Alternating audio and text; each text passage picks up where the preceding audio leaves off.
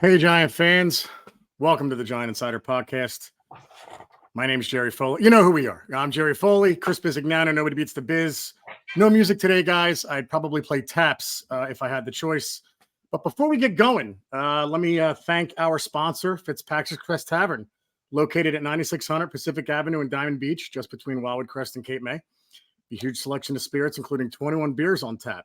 They have 18 widescreen TVs and the NFL Sunday Ticket, so you can watch your favorite NFL team while scarfing down some of their delicious options on their menu, including my personal favorite, the Mardi Gras shrimp. So if you find yourself vacationing on the South Jersey Shore, head over to Fitzpatrick's Crest Tavern and tell the owner, Sam Fitzpatrick, that the Giant Insider sent me. That's Fitzpatrick's Crest Tavern in Diamond Beach, just between Wildwood Crest and Cape May. The best shuck in town. Whew! Wow. Oh, man. This one ranks up there, Chris, with Deshaun, Pisarcik, Trey Junkin, Brian Westbrook.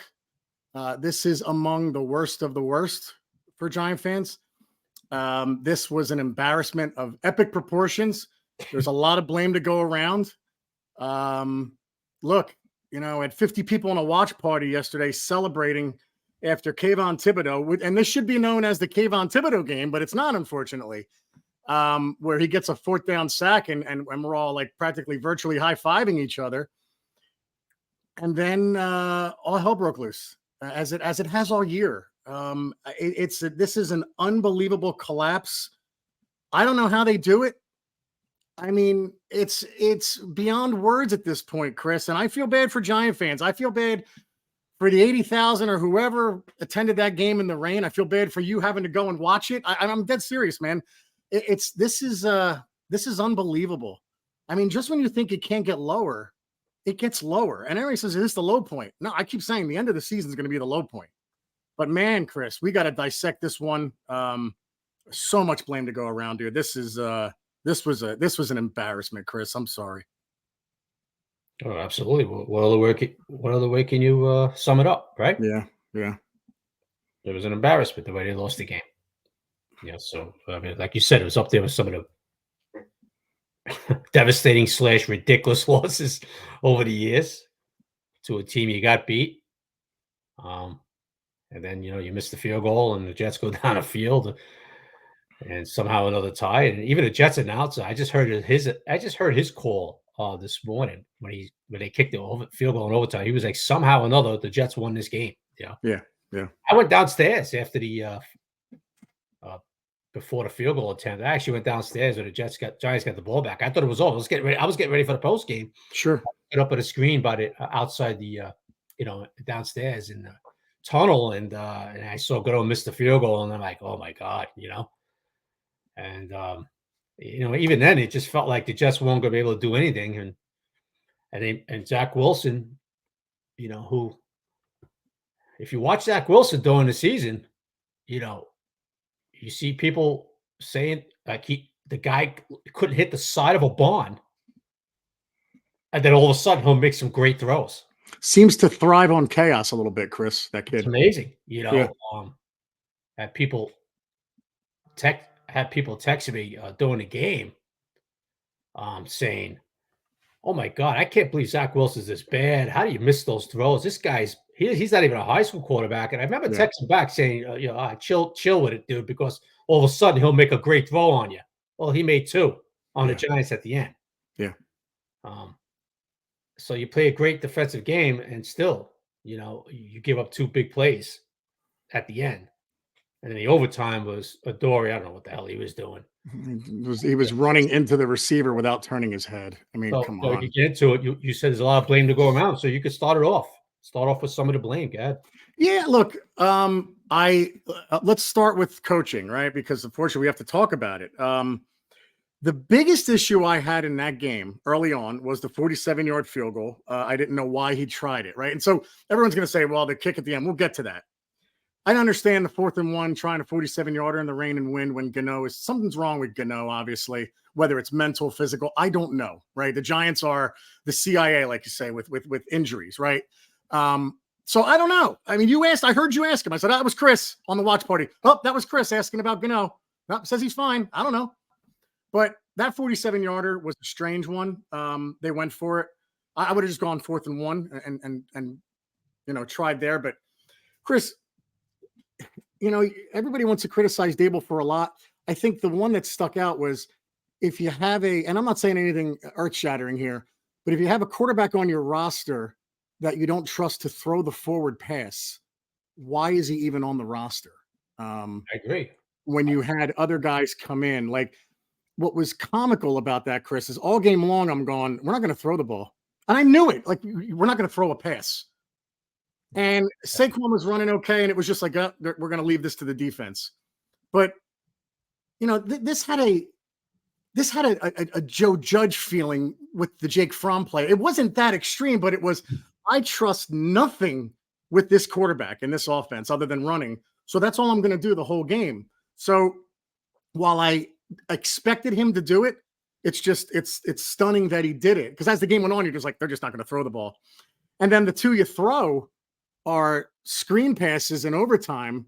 What the hell were you trying to gain there? Like, you have nothing to lose now. Like, throw it down the field. So look, man, I that's the biggest issue I had with this coaching staff. Having a guy on a roster who you had no faith in at all. And Tyrod Taylor has an injury history. So very likely could get hurt against this defense. And look, after the game, when they asked him, I don't know who asked the question about running the ball, he said, well, that was the game plan today. Like, bullshit. That's not. That was the game plan once Tyrod went out. Sorry, Brian, I love you, but I can't keep sticking up for these decisions every week now. Like, you decided to do that because you had Tommy DeVito in. It had nothing to do with that was your game plan. Tyrod Taylor was trying to throw the ball early on. That was the biggest issue I had with coaching, Chris. There were some other weird decisions made, but that one, and I started off with the 47-yarder because that just seemed like a no-brainer to me. Like, why are you trying a field goal in this rain and wind when it wasn't wind? It wasn't wind, dude. It was just rain.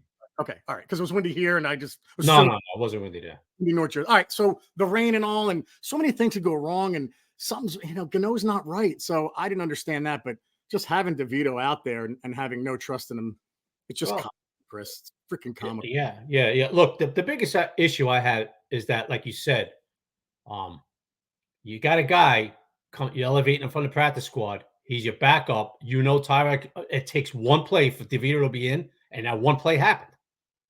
And look, I understand scaling back the game plan, obviously, and you're going to focus on running the ball and maybe short screens because you don't want DeVito. But there has to be a time in the game where you have to take and throw the ball down the field a little bit. There could have been a few times where I was sitting up in the booth saying, dude, if they do a play action here, even with Waller out, we'll get the Waller, I said a few times, dude, you do a play action here, Jets are going to be jumping out of their shoes. It's got to be there because the Jets, all you see is run. So that was probably my biggest issue too. Why do you have him on the roster if you don't even trust? Now, Dable came out and he even admitted at halftime, he said, we're just going to run the ball with Barkley and the defense. Look, it almost worked, but I don't necessarily agree with that. Like, you got to, Jerry, if they make a few third downs in the second half on 3rd and 5s, 3rd and 4, forget about the zone reads. DeVito tried that a few times. Once he scored a touchdown, a couple of times he got stuffed. Yeah. After he got away with it one time with the touchdown, Jets won't go to allow that again. Right. But if you make a few third downs, conversions by throwing the ball, even if it's a 4-yard, whatever it might be, you win the game because now you're eating up more clock. They don't even have that at the end. But they just threw that out the window. It was just like, no, we're just going to keep running it with Breida and Saquon, and the defense. We'll put this on the defense to win the game, which I agree with, but not every play. Right. If you really, it's unbelievable, Jerry. I'm going to tell you this, dude, because I watched the whole play develop. There was one play where DeVito threw the ball that was deflected at the line, knocked out. Jerry, I'm telling you, Saquon put a move. I think it was on Quincy Williams, did a little choice route, and DeVito was throwing it right out. That's a touchdown. I read your tweet right after you did it. It's a touchdown all the way. Dude, there was nobody there. Jerry, if not a touchdown, maybe somebody gets it from behind, but it's deep in Jets territory, okay? Yeah. And the Giants win the game. That would have been more points, most likely, right? Right. So and then after some of the throws, I get it, you lost confidence, but like you said, dude, why is he on this roster then? Why is he on the practice squad? Why was a veteran who a couple of guys tried out and you got Colt McCoy still out there? Why was a veteran not brought in then? Right. That's the bad look. Right. You can't have a game you finish -8 yards passing. Yeah. I don't care who the quarterback is. So that's the bad look personnel-wise from Shane and Dable. I'm sorry, you can't. And like I said, I agree with Dave's okay with the rain, the conditions, the Jets defense, and all that stuff. We're going to run the ball and we're going to rely on the defense to win this game. I agree with that. But there has to be a few plays where, hey, we got to loosen up a little. Got to keep them honest somewhat. Anything. I don't care if we throw 60 yards down the field. Anything. Yeah. Just launch a go route. If it works, it works. If it, you know what I mean, or something. But it was at the point where, like you said, it was that Joe Judge feeling like we're just gonna. All that was missing was the time the Giants were inside the 5 and DeVito didn't do a keeper for 3 yards. Yeah. It felt like Jake Fromm was back there. Oh, like, he left it on the defense, and almost what's unbelievable, Jerry, is that it almost worked. This strategy. Yeah. Yep. And you could agree with it, and I agree with it. But it actually almost worked. As far as Gano, look, Graham told him he's good. Now, is it me personally, Jerry? I think it's a little mental and physical. Yeah. Now, Yeah. But it's not like, Graham went up to Dable and said, they always check McGahee from 47. Where are we good from? We're good from 53, whatever, 55. Well, okay. 47-yarder comes up. McGahee tells Dable he's good. He's good. Graham's good. So, okay. So he's healthy. He's out there. So he's going to run him out at a game where points were premium. And I had no issue with the 35-yarder at the end. I know fans are saying, well, they should have gone for it. The 35-yarder is a high school kicker can make Absolutely. that, guys. But come on. And you go up 6 with 24 seconds left and they Game's need a over. touchdown. It's Game's over. Right. It's over. That one to me was like, all right, look, I know you all want to go for it, but then you don't get it. And then they come down and do what they did. Then you're killing Dable for that. So your kicker has to make a 35-yarder, guys. The only issue I had was with the previous one, but obviously the biggest issue in that game was just having Tommy DeVito do this. Like, what are we doing? Like we have a quarterback that you have no faith in playing, and it could have happened. The quarterback is backup quarterback's one play away from having to go in, and you clearly had no faith, and that's what you did. So that was the issue for me. And then, I mean, just the disappointment at the end of Gano missing again. Like, oh my God, Graham, what are you doing? You went from one of the best kickers in the league to missing that. Holy shit. Look, and it's a fair argument with the 47-yard attempt, the 4th and 1, whatever it was. That's a fair argument. I'm just telling you that this was a game that both coaches knew points were going to be at a premium. They could come down. It played out exactly the way we thought it would. Obviously, not this bad offensively for both sides. Setting records with punts and all kinds of stuff, 1,000-yard punts, but I understand the thinking. It was looking at well, this 3 points could be the difference. The type of game it's going to be, especially it was pouring there, Jerry. At times. It was pouring, dude. Yeah. So I didn't have a problem with that. Now, look, I'm not going to the other side, like you said. I would like to see him go for it. I'm not going to argue that. Okay, I understand that totally. I'm just telling you. And that's based on what Gano's done this year coming in. Like, he's just shaky now, man. He's not the same guy. That's why I had an issue with it. But whatever. Yeah, but Jerry, if you're going to look at it like that, then you know what? Make him inactive and get another kicker in here. He shouldn't have been active then. Yeah, it's funny. The faith you show in Gano, but they didn't have it in your quarterback. It's like, at least be consistent, Dable. Come on, man. So what was that?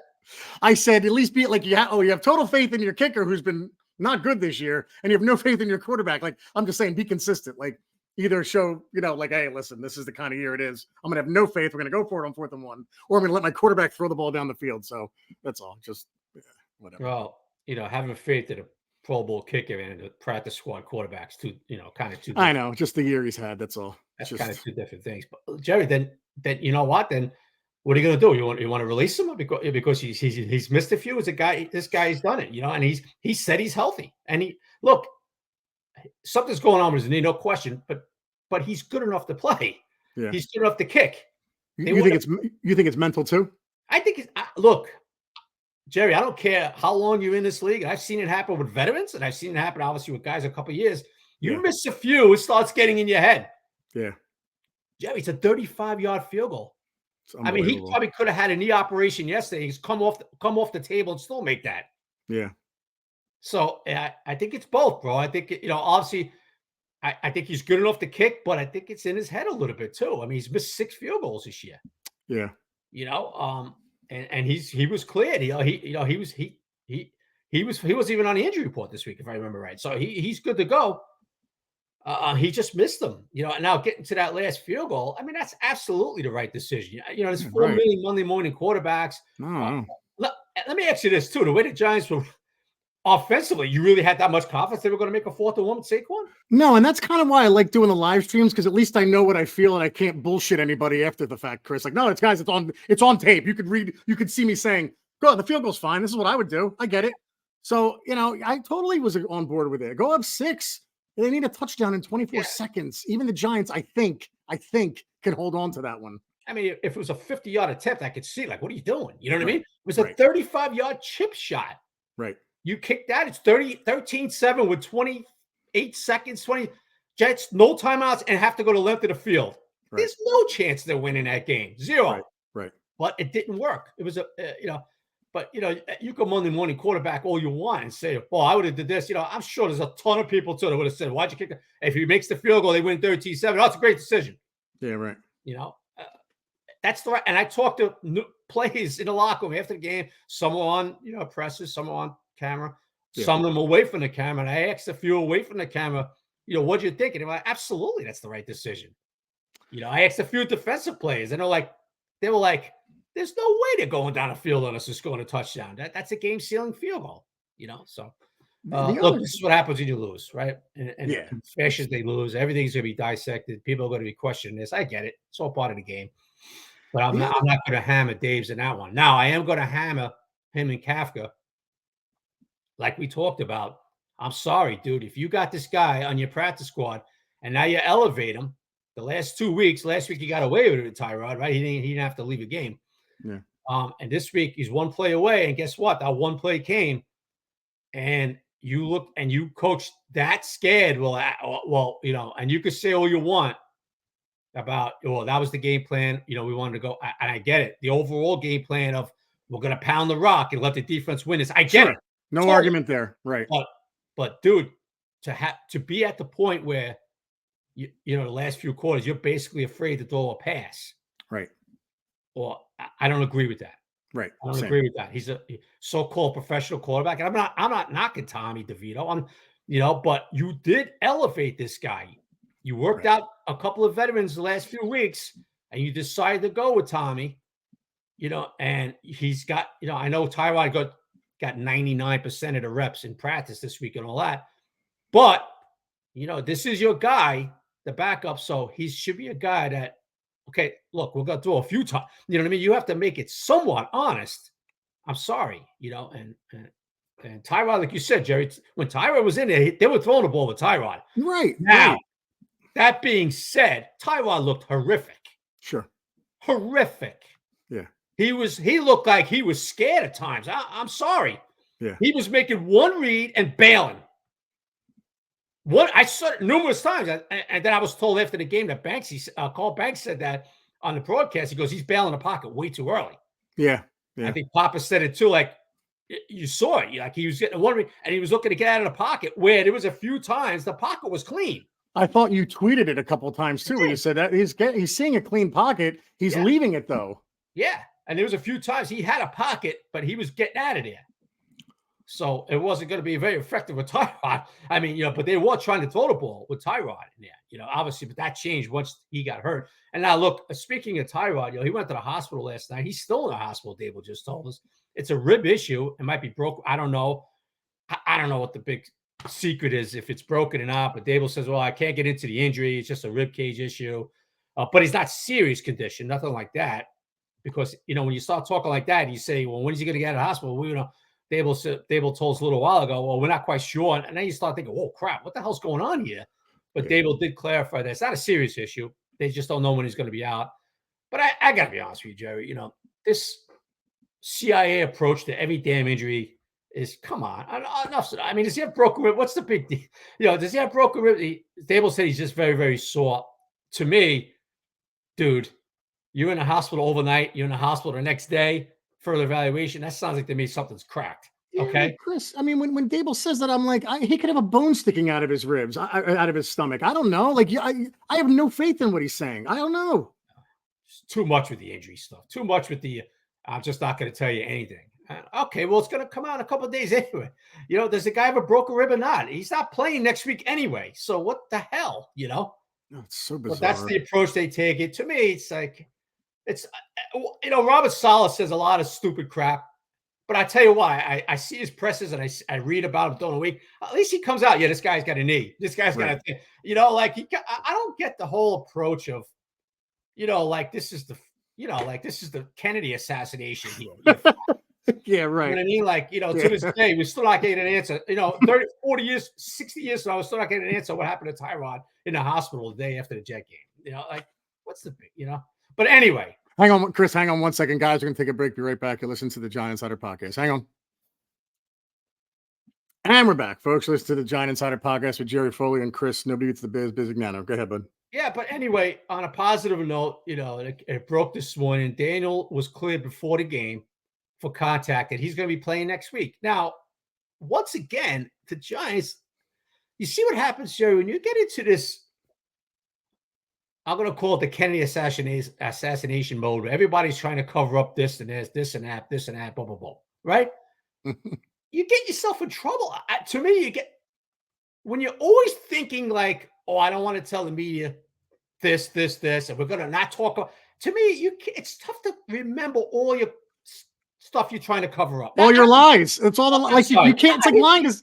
Yeah, it's like when you lie to someone, you got to remember that lie. Oh, you got to remember that lie forever until what I mean. Then whatever. I'm not even going to say lies. I'm not even going to say cover-ups. Sure. But it's just like you're always in that defensive injury mode. Yeah. Where you trying to not, you don't want to reveal anything, but it's tough to remember that all the time because Dable was just on the Zoom with us, and he just told us that he didn't even know Daniel was cleared till after the game. Now, I don't know if that's true or not. I still find that hard to believe, to be honest with you.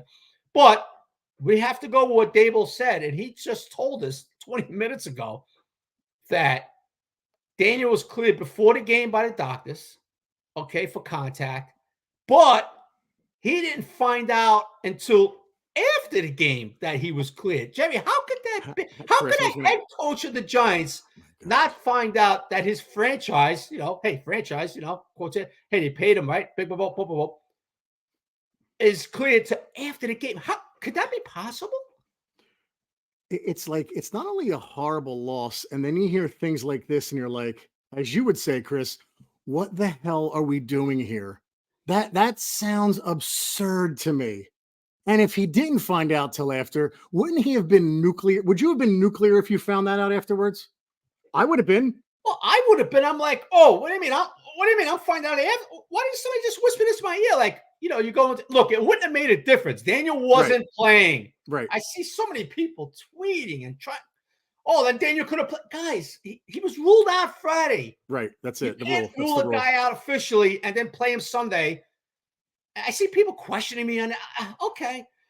And Dable cleared that up. He just clarified that. Somebody just asked him, could he have played if no, he was ruled out. Not questionable like the week before. He was ruled out Friday. You can't turn around and play a guy after you rule him out. There's league rules on that. Okay. Can't do that. But it was just how does a head coach, Jerry, it just makes me believe. I find it hard to believe. I'm sorry. If that is true, and I'm not going to accuse Dable of lying. I'm going to go by what he tells us, right? Yeah. But how the F could a head coach find out after the game? How does somebody not whisper in his ear before the 1 o'clock kickoff? Hey, Dave's, you're getting Daniel. By the way, Daniel's cleared. You got him back next week. Right. I don't know, Jerry. I tell you, there's so many strange things with this organization over the years. I got to be honest with you, bro. And you thought we were past it, though. Like, Chris, that's the most hurtful part, right? You thought that you were past the nonsense of Gettleman, Shermer, Judge. And it's like, wait a minute, man. Like, you're telling me after last year, Coach of the Year, and we all love Joe Shane, and everything is chocolates and roses. And now it's like, wait, like the more you hear now that you have these horrific losses, right? You have the 40-0 embarrassment against Dallas that I thought was kind of an anomaly and said, all right, let's see how this season goes. But that was a foreshadowing of things to come. And now you hear this stuff. It's like, how do I have faith in any of this? How do I have a faith that you people know what the hell you're doing? I feel like George Costanza's father when he, talks to Steinbrenner and says, you traded Jay Buhner for Ken Phelps. Like, holy shit, man. Like, it's one thing after another now, Chris. Like, I thought we were past all this, man. That's the part that's frustrating. It's not just on the field. It seems to be internal too. I don't know. Well, look, I don't know what you mean. What do you mean by internal? Like, that's weird stuff. But like Gettleman and Judge, they weren't even on the same page. No. I know. I just thought all that stuff was past us. That's kind of a weird story to hear today, Chris. That's all. Yeah, that's an organization thing, man. Right. And I thought that was the kind of stuff that would have happened in the past. Like the fact that it happened now, it's like, wait, what? I don't know. Yeah, Jerry, very strange stuff from this organization, man. From coach to coach to coach. This is another thing. Right. Look, it's not a big deal. It's not the biggest deal because Daniel couldn't have played anyway. All right. So, right. But I just found it strange, Jerry. Like, it's very weird. If that's true, how the hell does a head coach find out after the game? What's going on communication-wise? And you talk about communication. You see the Buffalo game, like, no communication with Tyrod at the end of the half there and this stuff. Right. But look, getting back to the game. Yeah.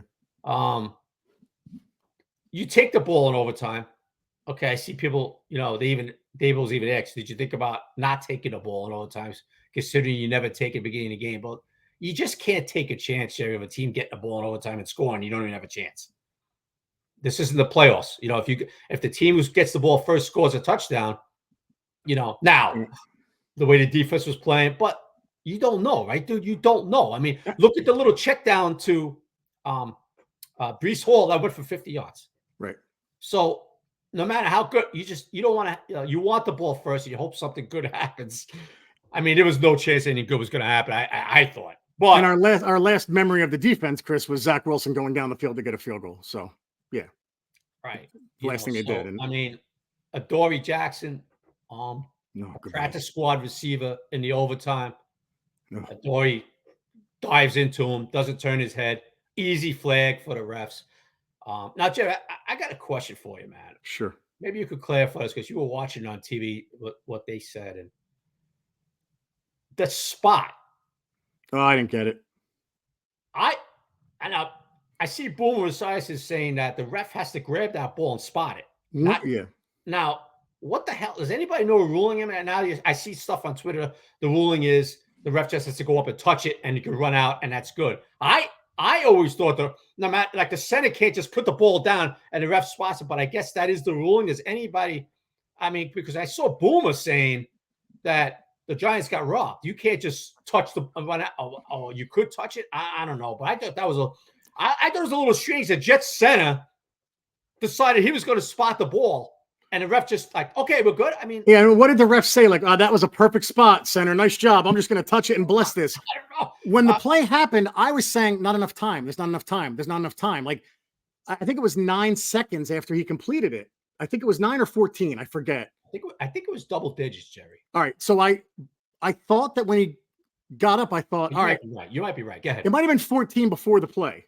You might be right. And then 9 when he caught it, and I said, that's not enough time. You cannot, because I've seen it before. We've seen it with Zach Wilson where double digits, where he threw the ball he threw the ball short in a game a couple weeks ago or something. And there was double digits, and he couldn't get up and spike it in time, and the Jets fans killed him, rightly so. So I thought, I don't think there's enough time. And when he got up there, I thought, how the hell did they do that so quickly? And then it was after the game where you saw that the Jets center was the one who did it. So I always thought the ref had to grab the ball and put it down. Unless the extremely unlikely scenario where the Jets center put it in the exact perfect spot for the ref to say, yeah, great job, man. Here, good. We're good here. Bless I don't you. know if I've ever seen that. Yeah. Thanks for the work here, pal. Good job. Well, Jerry, I got it right in front of me here. It was 17 seconds left when they completed that pass to Lazard. 17. So 17? It felt 17. I have it right in front of me. It was 17 seconds left. So you figure he's rolling right. That's taking up a few seconds, right? He's firing the ball. So what do you figure? Rolling right, 13. By the time Lazard catches the ball, tackle, Oh, you're talking right. 9 seconds, right? Oh, that was 9. Okay, see it. So So you 17 were to right. 4. Yes. You were right. Totally. You were right. Around Yeah. 9 seconds. Yep. They had to run up 20 yards, whatever it was, 29 yards. Yeah. And they got the spike. So no, there was a game. There was a game. I think it was in '97.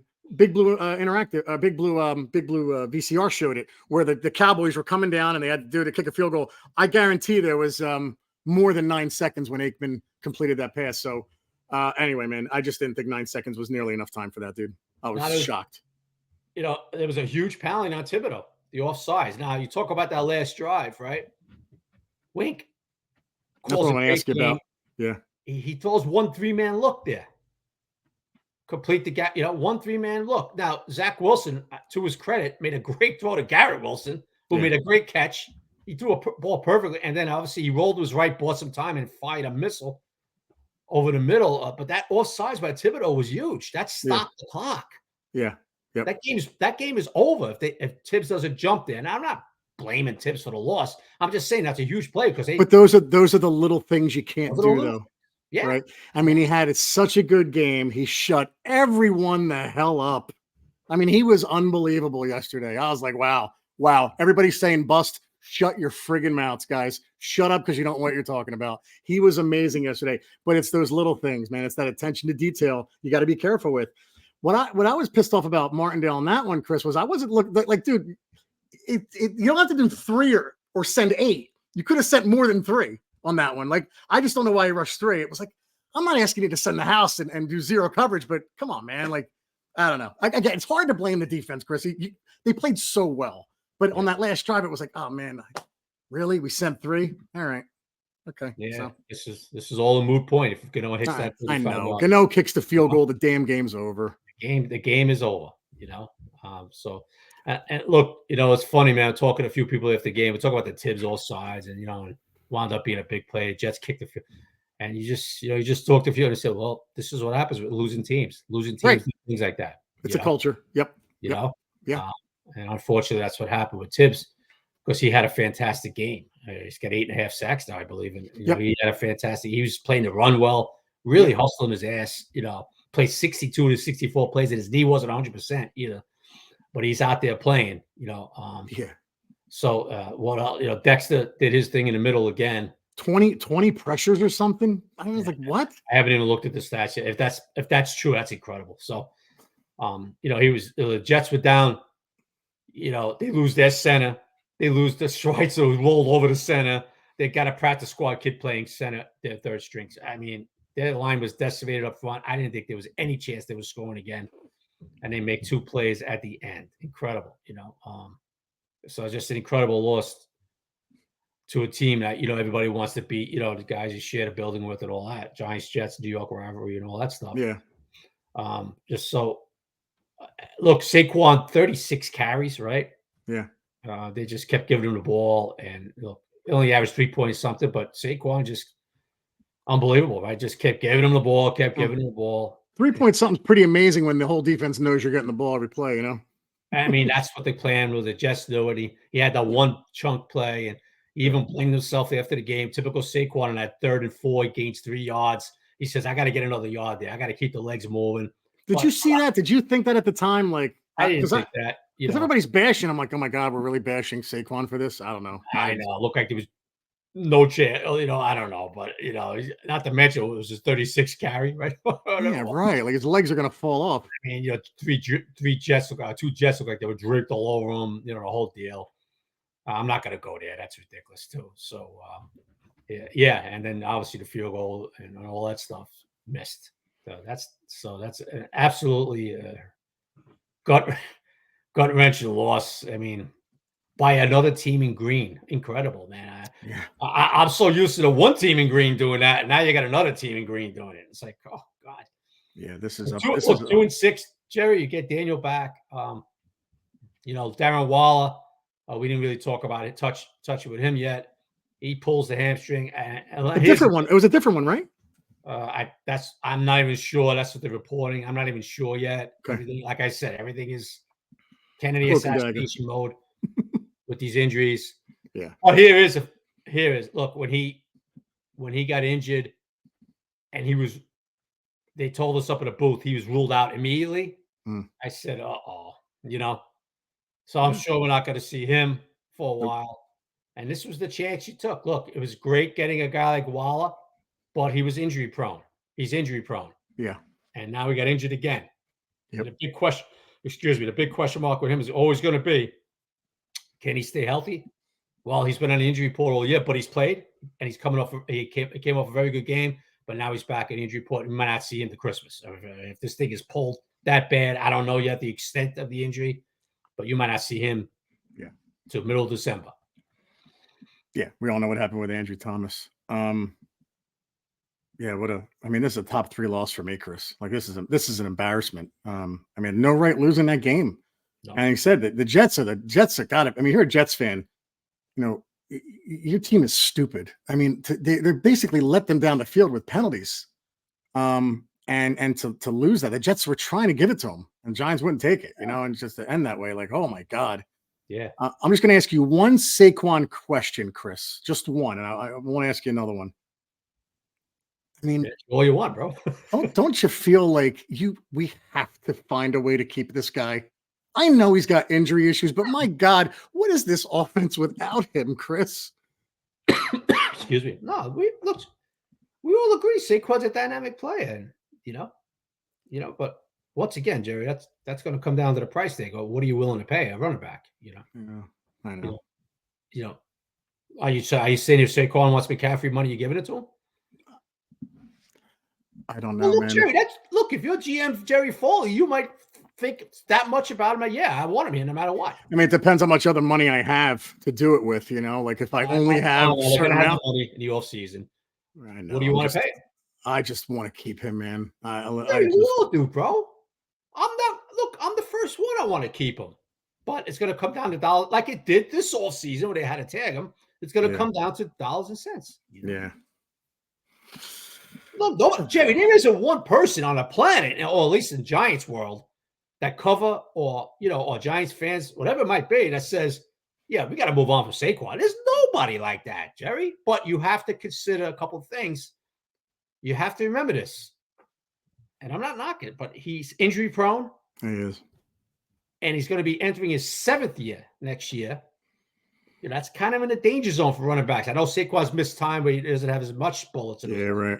Wear and tear in his leg, but you just have to, and how much are you looking to go in the running back position? But you know what? But Jerry, there isn't one person that says we should move on from Saquon. No, this always is going to come down to financial with him. Yeah. How high is Joe Shane willing to go, and what's their number and all that stuff. That's all it is with Saquon. Other than that, no, Saquon's dynamic. Saquon, we all know that, man. Team guys running 36. The guy, he'll run another 36 if he has to Sunday against Vegas. That's not the question here, man. The locker room after the game, Chris, is it bewilderment, anger? I'm just curious. What did you get the sense? Okay. Both. Most guys bailed. I got to be honest with you. But Graham Gano was right there staring in his locker. He took all responsibility. Dex was pissed. Dex stood there, answered questions. He was not happy. Pinnock too. A couple other, most other guys, they were long gone, dressed and gone. Saquon, of course, he was there, and Thibodeau was answering questions, and most of the offensive linemen. But the look, it was like both. Jerry, it was like stunned. Yeah, some guys were just like stunned. You could see Graham Gano was just like stunned. I got to be honest with you, dude. He was just like stunned, and Dex was pissed. He was mad. Yeah. He came right out and says, I'm sick of this damn losing. Yeah. I'm sorry. I don't like to lose. He goes, I hate this losing. I don't like to lose. Yeah. Not that I'm sick of this losing. Let me clarify that. He said, I hate to lose. Yeah. Yep. And you're damn right I'm pissed. Yeah. And Thibodeau was just, he basically said, yeah, we got to finish. We didn't finish. It's never over till it's over in this league. And he was right about that, man. Yeah.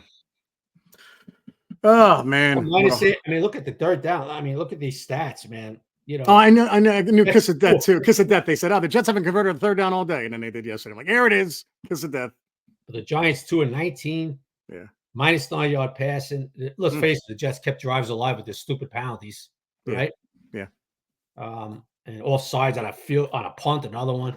Yeah. Right. And to me, probably the game ball goes to their punter, Thomas Morstead, Oh my God, he was amazing. who put numerous balls inside the 20, but forget about the 20. He put Three three inside the inside the 5. 3 of them went inside the 5. I couldn't, I was like, holy crap. And look, Gunner did the right thing. Oh, by the way, I thought Gunner did a great job. He definitely settled down that position. Fine. But Gunner did the right thing. I saw all 3 times, man. I was like, oh, that's going to go in the end zone.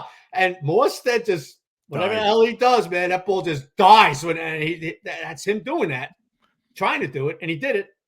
And it's kudos to him, man. He was, to me, the MVP of the damn game. And when you talk about losing organizations, Chris, we talked about for a lot of this year how good Gillen's been. And at the end of that game, shanked a couple of them. Couple of bad ones. Like, that's what I mean, man. Like, you got to make plays when it counts the most. Yep. In a game like that, you cannot make one mistake, man. No. You can't. And he had a couple of bad ones there at the end. Yeah. And he's had a great year, but Morstead didn't have any bad ones when he needed them. Yep. He was pinning him inside the 5. Forget about the 10, 20. He was pinning him inside the 5. Yeah. Yeah. No, it was a game amazing. like that, field position is going to be special teams is going to be huge. Yeah. But look, Jerry, the Giants did a great job on Breece Hall. Shut him down totally. Okay. Yeah. Except for the check down. 2 missed tackles. McFadden was one of them. I don't know who the first one was. I thought it was, I don't know, it was a 20-something. I couldn't tell who it was. Well, Pinnock tried to throw his shoulder into him at the end, and he totally whiffed. And that sprung him into the end zone. The first one, McFadden kind of dove at him and missed him. Okereke got deked out. Well, that's what it was. It was a Okereke. It wasn't 20-something. It was a Okereke. He kind of got deked out, Yeah. And then McFadden kind of launched himself at him and missed him. Yeah. Then the big one, though, around a 25, I guess around that, Pinnock. it was Jason Pinnock. Yeah. Well, he's second on the team in missed tackles, Pinnock. And he kind of launched his body at him and with his shoulder. Didn't get him down, and Breece went the rest of the way. Yeah. So that's all they did the whole game until the end, too. And that was all they did was a check down, which basically Zach was doing all damn game, was just checking down when he could. Yeah, and your best player. And it's your best player doing it too. So, all right. What else we got? Anything else on this disaster? No, that's it. So, so that's it. 2-6. To me, the season's over. I know the NFC third wild card is still, but to me, that was the final nail. I hope I'm wrong miraculously somehow, but no, I feel the same way. Yeah. I feel the same way. This season's over. I mean, we were hanging on by a thread. Like I said, it would have been great to win the Buffalo game. We would have felt better. Every week was going to be hanging on by a thread until they were like 4-5. And you're like, all right, well, maybe we're all right. Even if we go 4-6, we still have a shot. But come on, man, this is it. I mean, it sucks. It sucks because it's before Halloween and the season's over, man. So it is what it is. Yep. Giants football. Yep. We'll probably be back sometime Wednesday. We'll figure that out. Or Friday. We'll figure this out, but we'll let you guys know. All right, dude, good stuff. Hang in there, Giant fans. Not sure what else to say. I feel like we say this constantly, but you guys are the best. Thanks for the support, and we'll see you next week. Sundays are Giant days, or this week. Sorry. Take care, everybody. See you later. Bye-bye.